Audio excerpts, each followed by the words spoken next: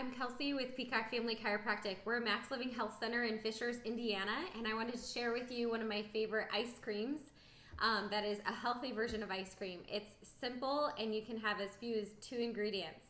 All I did was I took a banana and I froze it after I peeled it, and I now have taken it out of the freezer and put it in my food processor. You could also use a blender, especially if you have something more powerful like a Ninja or a Vitamix, but the food processor works just great.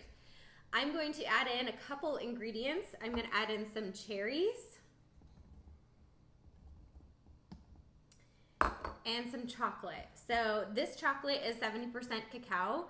You can also get 80%, and you can find it almost anywhere. The best prices are either at Kroger or Trader Joe's.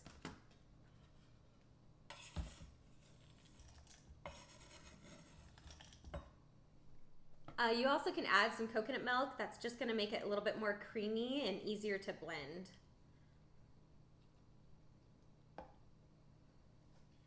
Okay, so not only can you make a cherry chocolate ice cream, that is going to be amazing, but you also could add different ingredients such as healthy peanut butter, preferably one that does not have high fructose corn syrup listed in the ingredients, almond butter, cashew butter, sunflower seed butter.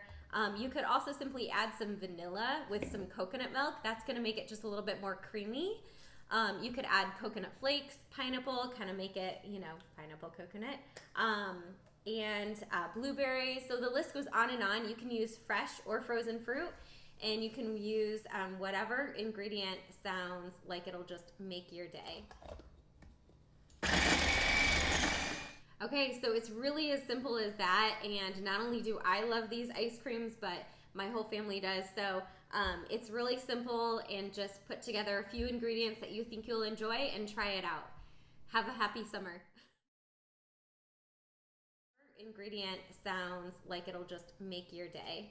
So enjoy. Oh gosh, I don't know how I feel about that.